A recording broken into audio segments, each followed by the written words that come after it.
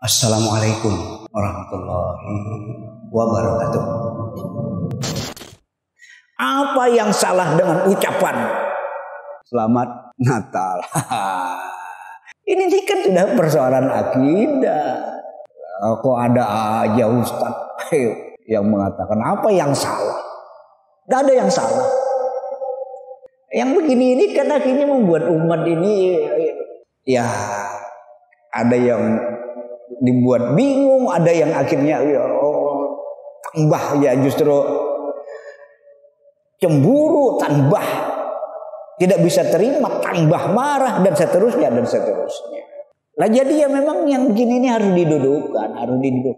Itu baru satu contoh. Belum lagi contoh-contoh yang lainnya. Ya terlalu banyak. Ahmadiyah mau dilegalkan, Syiah mau dilegalkan. Ini jelas-jelas hubungannya dengan cara, dengan akidah. Merusak. Tapi kan Islam mengajarkan toleransi kan? Iya ya. Tapi kan Islam kan mengajarkan toleransi kan? Benar Islam mengajarkan toleransi. Tapi jangan justru toleransi disalah pahami, salah mengerti, salah memahami. Jangan. A'udzubillahi minasyaitonir rajim. La ikraha fid din. Qad tabayyana ar-rusydu minal ghayy. Famay yu'min billah wa yakfur bit-taghut faqad istamsaka bil urwatil wuthqa lam fisama laha wallahu sami'un alim. Surah 2 surah Al-Baqarah di juz 3 ayatnya ayat 256. Ayat ini sajalah mari kita sama-sama paham. Kenapa mesti ayat ini? Karena inilah ayat toleransi yang justru mesti dijadikan pijakan. Nanti al-kafirun iya juga, Jadi jangan salah. Islam kan mengajarkan toleransi. Seperti apa toleransi yang diinginkan oleh Islam? Dan nanti orang bisa saja masuk di celah ini. Itu kan menurut Islam. Pastikan justru benar-benar cerdas, benar-benar luar biasa, benar-benar bagusnya toleransi dalam Islam. Mari kita bedah. La ikraha fiddin. Tidak ada paksaan dalam urusan agama. Bagus kan? Pas kan? Tidak ada paksaan dalam urusan agama, dalam beragama. Kenapa? Alasannya apa? Harus dicari tahu. Kenapa? Alasannya apa? Qad tabayyana ar-rusydu minal ghayy. Karena mana petunjuk, mana kebenaran, dan mana pula kesesatan, mana pula keburukan, sudah jelas kok. Lihat alasannya kan? Telak kan? Ngapain dipaksa? Wong udah jelas kok. Mana yang baik, mana yang buruk, mana yang benar, mana yang salah, mana hak, mana batil. Gunakan otakmu. Ini kalau mau dimaknai bahasa vulgar, bahasa masyarakat kan. Karena kan seperti itu kan. Pikir dong. Kalau sudah tahu sesat, masa kamu mau sesat? Mikir dong. Kalau sudah tahu ini yang menyelamatkan, masa kamu tidak mau selamat? Kan gitu kan. Famay yakfur bit-taghut. Siapa yang mengingkari taghut, sesembahan selain Allah. Taghut. Bentuknya ini jamak nih, taghut ya. Wa yu'min billah, siapa yang mengingkari taghut, sesembahan selain Allah, dan dia hanya beriman kepada Allah, wa yu'min billah, faqad istamsaka bil urwatil wuthqa. maka dia berarti telah berpegang kepada tali yang kokoh, bil urwatil wuthqa, lam fisamalah, yang tidak akan pernah terputus. Berpegang kepada tali yang kokoh, tali yang akan menyelamatkan, pegangan yang akan menyelamatkan. Itulah dia hukum Tuhan. Itulah dia al-Islam. Lam fisamalah, tidak akan terputus. Begitu memang benar-benar dipegangi, tidak akan lepas. Tidak akan lepas dari kebaikan, tidak akan lepas dari keselamatan. Pasti mendapat kebaikan, pasti akan terselamatkan. Wallahu sami'un alim. Allah maha mendengar lagi maha mengetahui. Jelas gak ayat ini? Jelas gak ayat ini? Jelas ya? Jelas ya? Jadi kalau begitu toleransi seperti apa? Ya Anda memaksa. Tapi Allah memaklumkan, memberitahu. Ini yang menyelamatkan, ini yang mencelakakan. Ini yang benar, ini yang salah. Kemudian manusia mengambil yang salah. Resiko tanggung sendiri. Dan hak Allah untuk kemudian menyiksa. Salahkah Allah? Tidak salah kan Allah? Sudah Allah beritahu kok. Dan disinilah letak keadilan yang adil-adilnya. Allah memberi kebebasan, manusia kemudian memilih yang salah, memilih celaka. Allah hukum, adil kan? Manusia memilih keselamatan, memilih kebaikan, memilih berbuat taat, memilih iman. Akhirnya Allah berikan ganjaran, kenikmatan yang luar biasa di akhirat, surga yang Dia janjikan. Yang Allah berlakukan adalah keadilan. Yang iman diselamatkan, yang kufur dicelakakan. Keadilan. Siapa yang salah kalau begitu? Manusianya. Dan Allah dan Tuhan sudah benar-benar. Kalau ini salah istilahnya ya, carilah istilah yang lain. Allah sudah benar-benar buka-bukaan. Kurang tepat dia. Allah benar-benar sudah habis-habisan. Tidak ada yang ditutupi, tidak ada yang disembunyikan. Tidak. Pengajian sebelum-sebelumnya kita membahas surah An-Nisa 165 misalnya. Memberikan juga penjelasan yang memang ya ketemulah dengan ayat-ayat yang lainnya. Seperti apa? Ya kata Allah, ya Rasul-Rasul Allah sudah diutus menyampaikan kabar gembira, menyampaikan tentang berita pesakitan siksa api neraka. Untuk apa? Untuk apa Allah sampaikan itu? Agar tidak ada manusia yang kemudian nanti menyalahkan Allah. Buka-bukaan kan? Habis-habisan kan? Li Allah yakuna linnasi 'alallahi hujjatun ba'dar rusul. Agar tidak ada manusia yang kemudian nanti menyalahkan Allah. Kenapa? Ya sudah diutus kok utusan Allah, sudah diberitahu kok. Majelis yang dimuliakan oleh Allah. Jadi kalau begitu, toleransi itu adalah tidak memaksakan kehendak. Tapi tetap kebenaran itu harus disampaikan. Itu. Menyampaikan kebenaran tentu juga disesuaikan dengan situasi dan kondisi. Tapi kebenaran tidak bisa tidak disampaikan. Begitu kita tidak menyampaikan kebenaran, kita juga salah di mata Tuhan. Tersalah juga. Ya terserah aja orang mau beragama, terserahlah, urusan mereka kan. Kita tidak mau menyampaikan, salah kita juga. salah gitu. Sudah kita sampaikan, kemudian orang mau menerima, alhamdulillah. Sudah kita sampaikan, orang menolak, kita sudah tidak berurusan. Nah, memberikan kebebasan untuk memilih setelah benar salah itu disampaikan.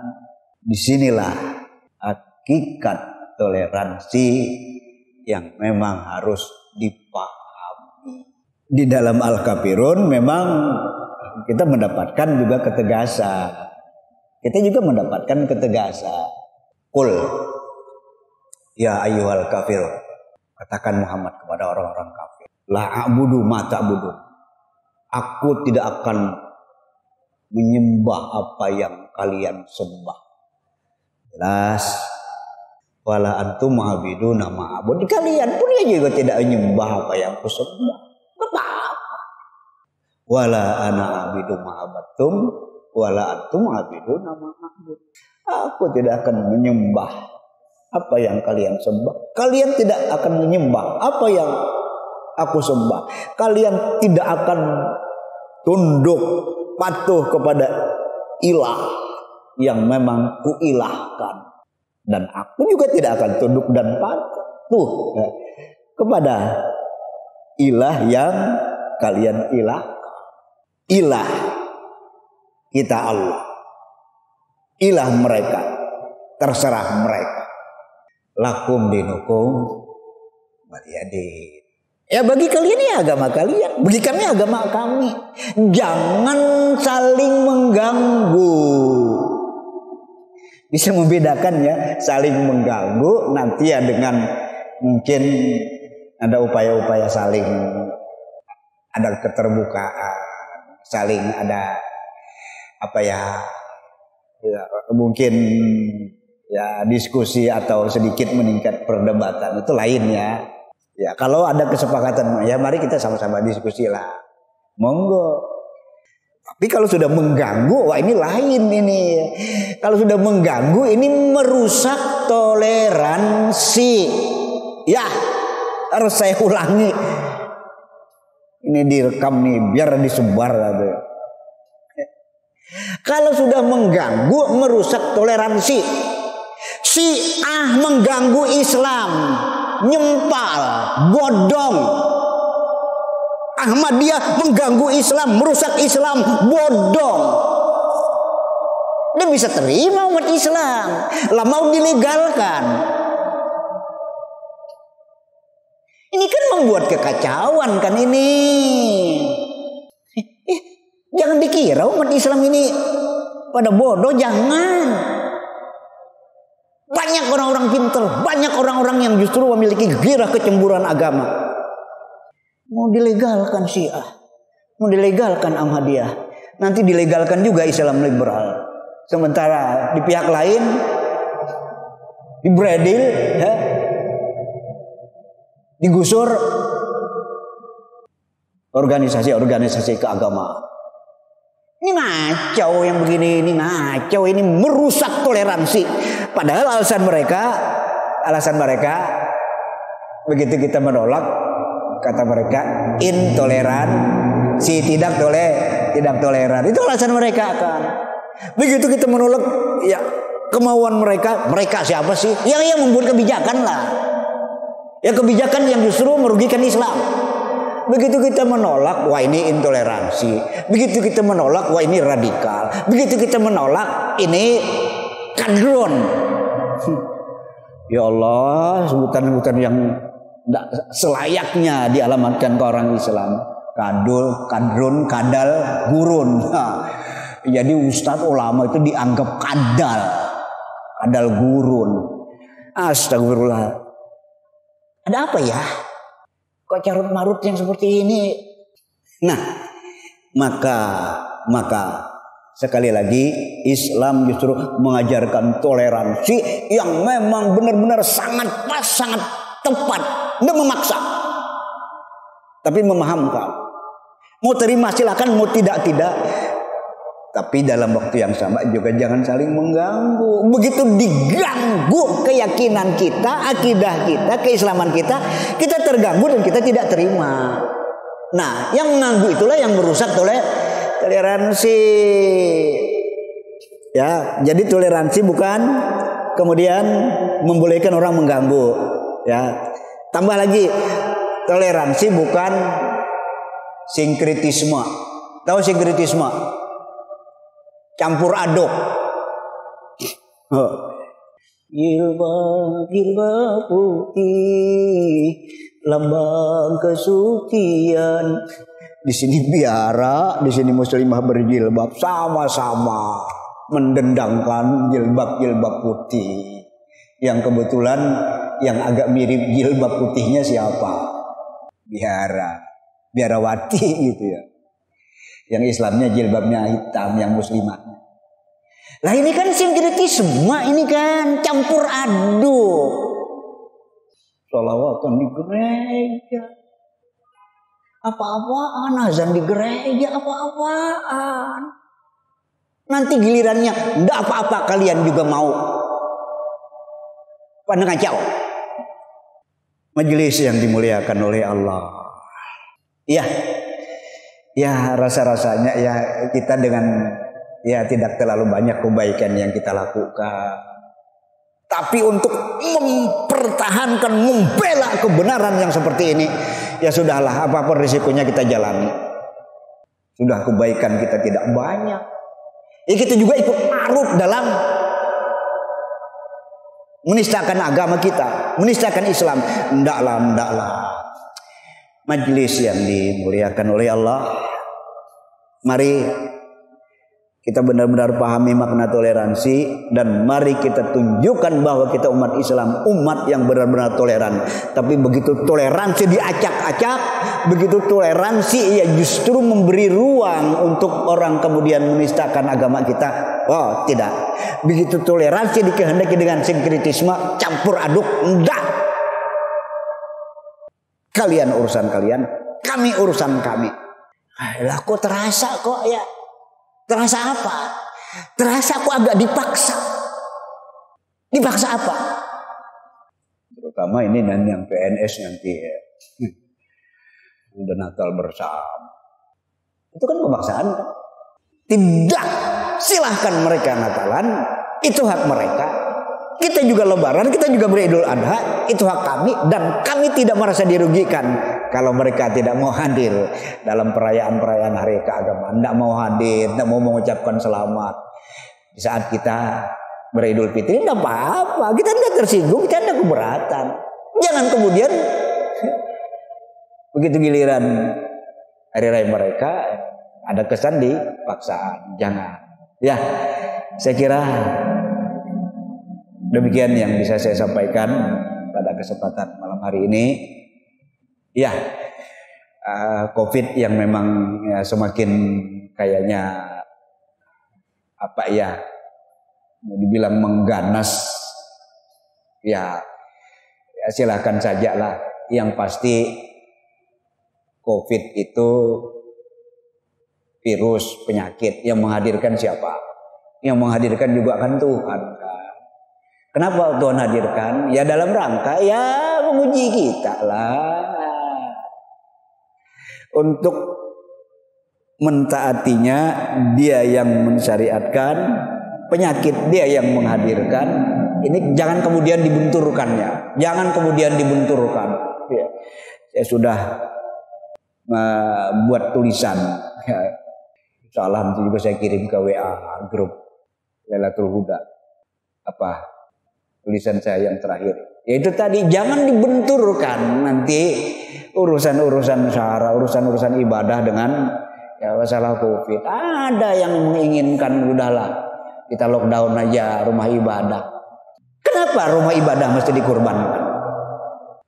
Ya protokol kesehatan ya sudahlah kita terima, oke bagus saja. Tapi kalau kemudian enggak boleh ada pengajian, ya. Bahkan ada pihak yang menginginkan udahlah masjid di lockdown aja, udah salah, udah usah berjamaah, apa-apaan yang begini ini. Mestinya dalam kondisi yang seperti ini orang lebih mendekatkan kepada Tuhan. Ya dengan tetap sekali lagi jangan ada kecerobohan. Protokol kesehatan dijaga, dipatuhi. Dan juga yang memang tidak kalah pentingnya ya kita ya selalu berdoa, bermunajat ya agar kita ya Allah dihindarkan dari musibah ini. Kalau kita sudah hati-hati akhirnya terkena juga. Saya bisa akan mengatakan mudah-mudahan begitu orangnya beriman, dia harus menjadi salah satu kurban dari virus COVID-19. Mudah-mudahan dia mati dalam kesyahidan. Mudah-mudahan mati dalam kesyahidan. Artinya apa? Dijamin akan mendapatkan surga di sisi Allah. Karena kita dengar-dengar bukan main beratnya. Ya, tapi kita pasti akan mengalami kematian. Ada yang mati sebab virus COVID, ada yang mati yang lain. Kemudian juga kesampingkan apa ya? Suuzan, sangkaan yang tidak. Ini bisa saja kita ini positif tanpa gejala. Sehingga dengan orang selalu yang ada ketakutan, dekat orang ketakutan. Jangan berlebih-lebihan lah. Janganlah. Iya. Orang saat ini sehat walafiat, nanti tengah malam meninggal, bisa enggak? Ya bisa aja.